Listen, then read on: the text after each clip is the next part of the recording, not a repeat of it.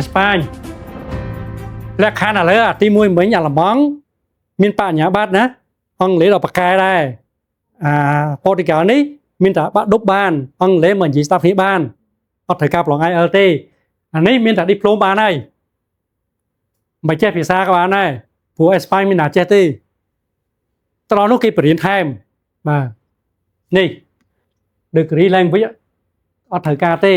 ប៉ុន្តែត្រូវការ diploma ថ្នាក់ទី9ណា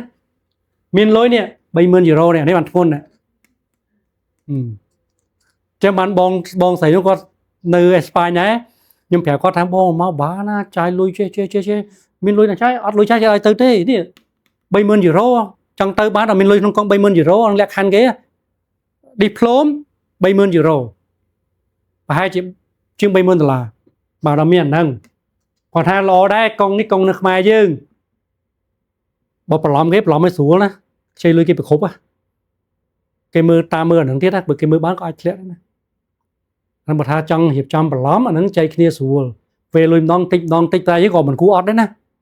តែពេលបានវិសាលុយគេអត់ទៅដល់នោះមានអីហ្នឹងដូចគេនិយាយត្រូវហើយទៅសុំកន្លែងគេដេញបានទេត្រូវមានខ្លួនឯងបាទ work authorized upon entry points convert to work permit after 1 year ទៅដល់នោះគេដូរឲ្យtake 1 to 2 months approval ណាសុំ visa ហ្នឹងតែយើងអាចយូរជាងហ្នឹងណាដល់មក cost effective ឲ្យលុយតិចអាចទៅរស់នៅទៅធ្វើការនៅអេស្ប៉ាញបានហើយអាចដើរហើរនៅសិនចិនបានមួយស្លាញ់21ប្រទេសនៅស្រុកគេធ្វើលឿនទេដូចខ្ញុំចែកបោកថែមទៅឲ្យយូរទៅព្រោះនៅយើងនេះខ្ញុំដឹងហើយតែនិយាយយឺតនិយាយប៉ុណ្្នឹងតែធ្វើប៉ុណ្្នឹងបានត្រូវថ្មងមកគេហើយដាក់លើសតិចទៅបានមុនកុំសូវអីហើយខ្មែរឲ្យតែធានាមកណាធានាពេលវេលាអត់ធានាទេព្រោះខ្ញុំមិនអ្នកសម្រេចទេបើខ្ញុំអ្នកសម្រេចថ្ងៃហ្នឹងហ្មងឲ្យហ្មងវីសាតែមិនខ្ញុំអ្នកសម្រេចទេនេះអ្នកដាក់ពាក្យត្រូវអាយុ